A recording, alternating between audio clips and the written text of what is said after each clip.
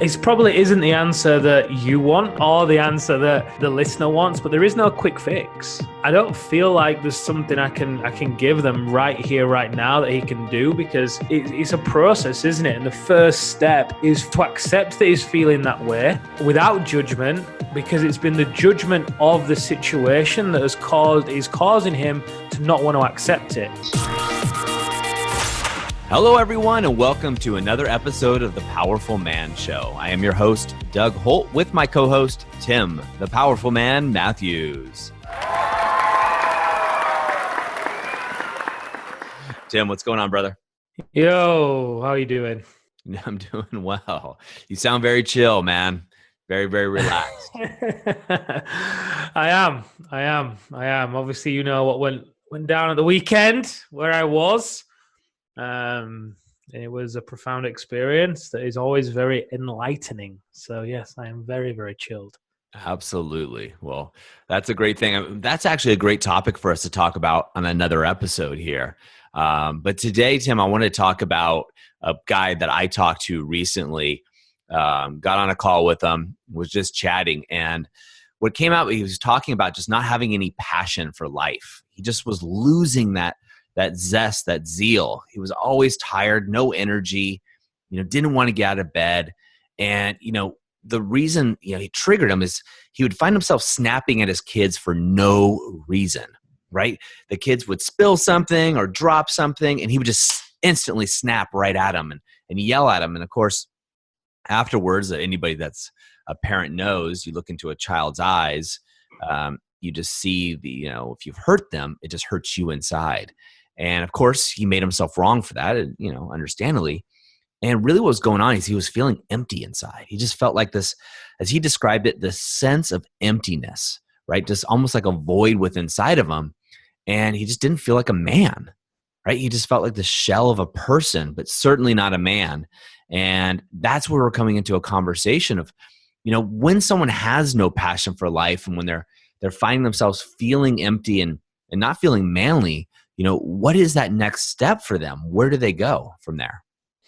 Wow. Where do they go from there? The pattern you've just described, and I'll answer your question in a moment, but it reminded me of a pattern that we speak to the men a lot. And that's the pattern where they get into of shame, sabotage, and sedation. Because, when they act in the way that you've just described to the people they love, and then see the impact it's then having on their life and on them as individuals, they feel ashamed. They feel ashamed of how they're showing up, how they're acting, which then causes them to sabotage the business or the relationship or whatever it is. They start to sabotage the things that mean the most to them. And because they then struggle to deal with those feelings of shame and sabotage, they then sedate with social media, food, alcohol, whatever it is, to get away from the feelings. And what do you do in that situation, like you were just asking? The first step in that situation is to become aware that you're in the cycle, quite honestly, because for so long, we speak to so many men, Doug, and I know who you're speaking about, who are in this position whereby it feels like a trap, doesn't it? It feels like no matter how hard you try, no matter what you do, no matter what strategy or tactic or trick that you use, some way, somehow, the same pattern continues to play out and play out and play out.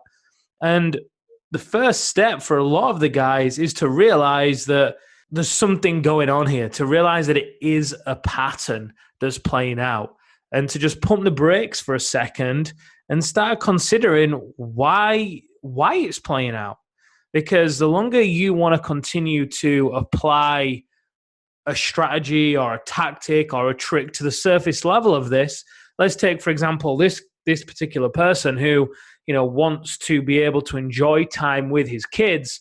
And maybe the tactic and the strategy that he's using is that, when he gets home at night, he is going to turn his phone off and keep his phone away so he can be present with his kids. And let's say he tries that, but all that's happening all night is he's wrestling the urge to check his phone. So although he's trying to be present with his son or daughter or wife or whoever, he just can't be, because although his phone's away, the panic and the overwhelm and the frustration that's still there from the day's activities hasn't gone away. The phone might be away, but underneath all of that, it's like the tip of the iceberg, isn't it? The tip of the iceberg is the phone going away, but beneath the surface, there's a whole host of other things that are bubbling up that he has yet to deal with to actually get to the root of the problem and be able to change it so that the anxiety and overwhelm goes away. So it's not even about the phone going in the drawer. It's about getting to the root of it so he can then change it.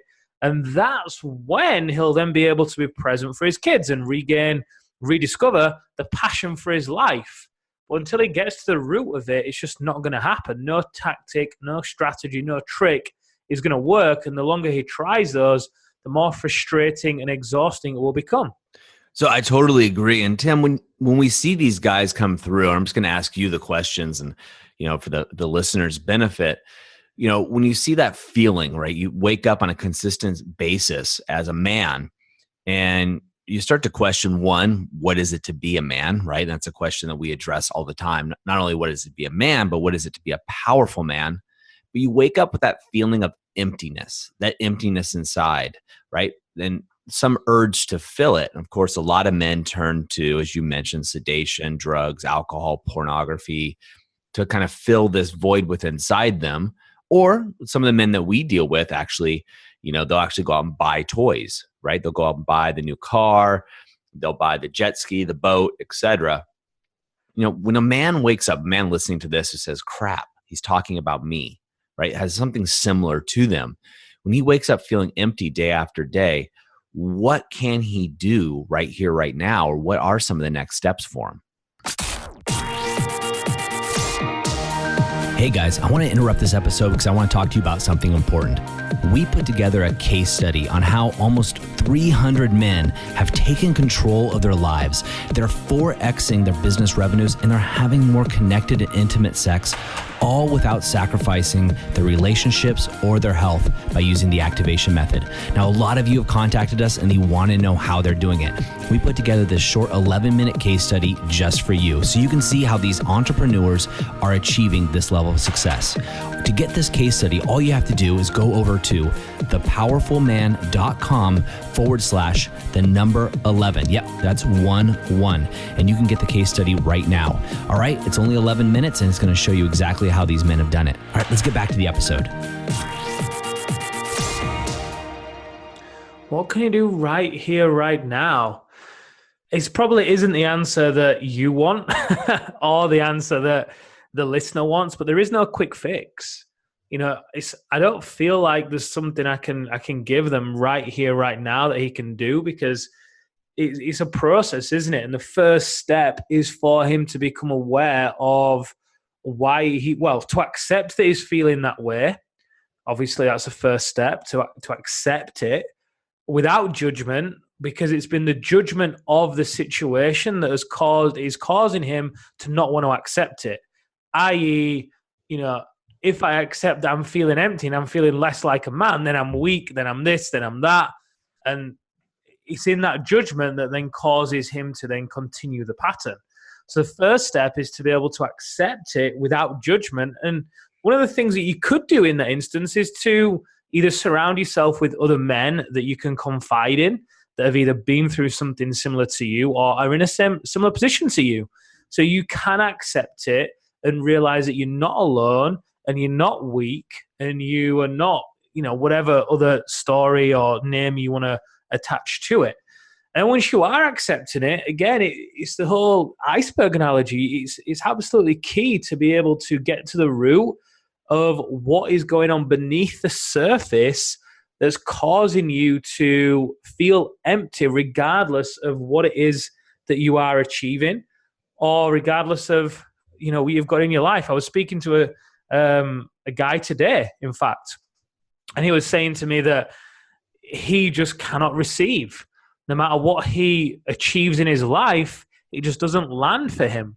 And he shared this with his wife, and she's like, yeah, like I tell you all the time how much I love you, and I can just see it in your eyes that it just doesn't register.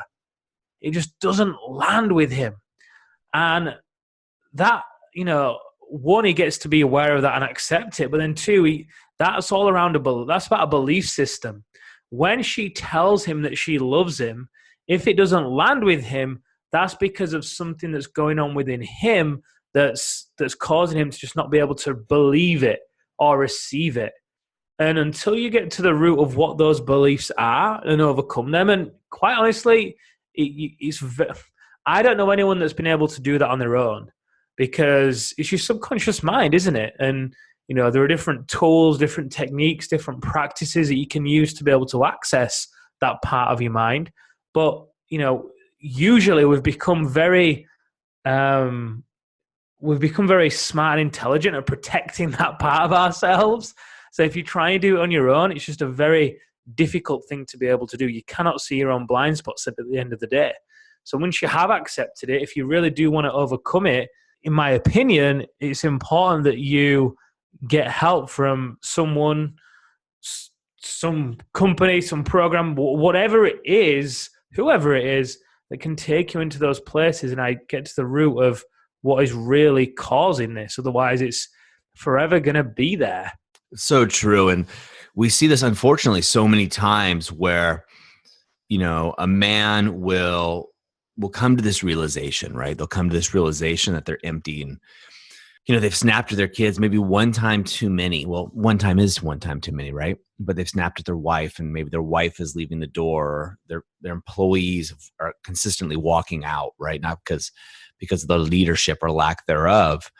And they keep working on it themselves. And they end up, the same place they are, if not worse, a year from today, right? Time and time again.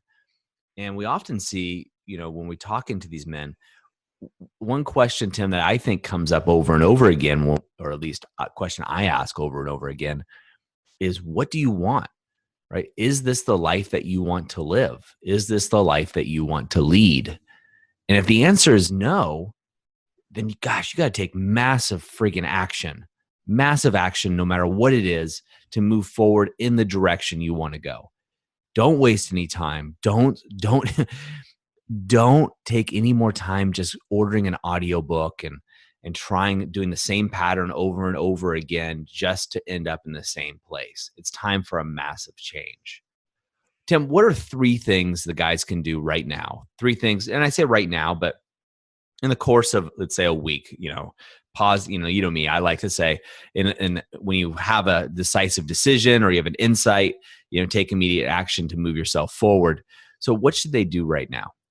I think you summed it up really well then. I think, there's always an internal and an external approach, isn't there? So the first stage is to come clean with yourself. If this is resonating with you, then my advice would be for you to just take a moment to pause, to stop, to pump the brakes and look at, do I feel empty? Is this how I really feel? What's going on in my life right now that's causing me to feel this way? And just come clean with yourself. Be real with yourself. Journal. Write it down. Take yourself off somewhere on your own where you're not going to be disturbed. And write it down. Come clean. Just come clean with all the ways in which you are currently acting right now, what's currently going on in your life right now that isn't filling you up. If you want to take it a step further, you could, grade all of those things out of a 1 to 5. All the actions that you do on a daily basis, people you interact with, projects you're involved in, your relationships, intimate and otherwise, what goes on there. Take a real inventory of your life and those actions that you are taking. Grade them on, a 1 to 5, and anything that's beneath really a 4, in my opinion, gets to be something that you really get to consider. Well, why am I doing that? Are you self-sacrificing here? Are you people-pleasing here? One of the most common patterns that we see in men when they first come to us is that they're a combination of a hustler and a self-sacrificer, which kind of is the toughest place to be, because on one side of the spectrum, you're pushing so hard to create something. On the other side, you're constantly sacrificing yourself as well. So your cup is completely empty. So the first thing to do would be to take inventory and really accept that.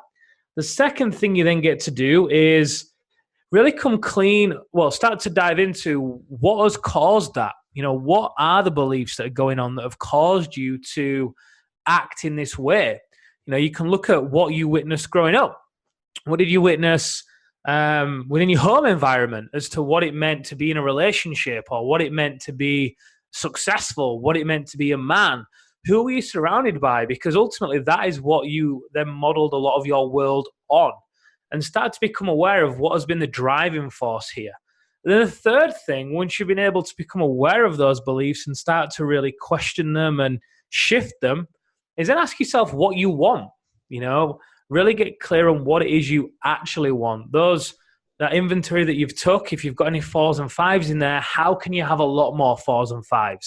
People, projects, places, what is it that you really want your life to look like?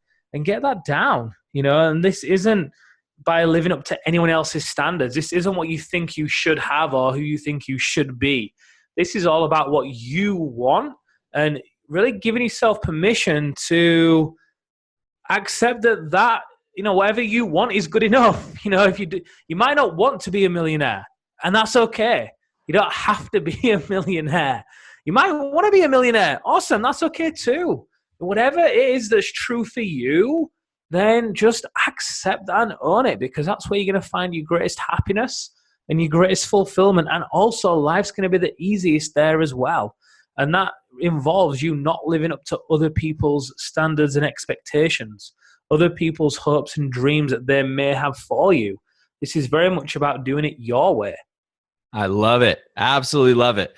Well, there you guys go. Straight from the mouth himself of Tim, the Powerful Man Matthews. Awesome stuff, brother. I always love hearing that. All right, guys, you know what to do. If you're feeling this, or you're feeling empty, or you're just at a place where you're just not feeling fulfilled, right? You don't have that passion in you, that burning desire. I invite you to go over to the Facebook community. And the reason I invite you to do that is there are thousands of other men just like you going through similar struggles. And I invite you to be a leader and take charge. Post what you're going through and share your journey. This also gives you a space to get more clarity in there. Our coaches are in there and they're happy to help you. It's a free group. But also, more importantly, is you get a sense of brotherhood, a sense of other men going on the journey. But you have to take the first step. You have to post. You have to share. Don't just be a voyeur or be someone sitting in the stands of your own life. So that's my challenge to you guys. I hope to see you in there. Tim, great job today. Another episode in the bank. Guys, we will see you next time.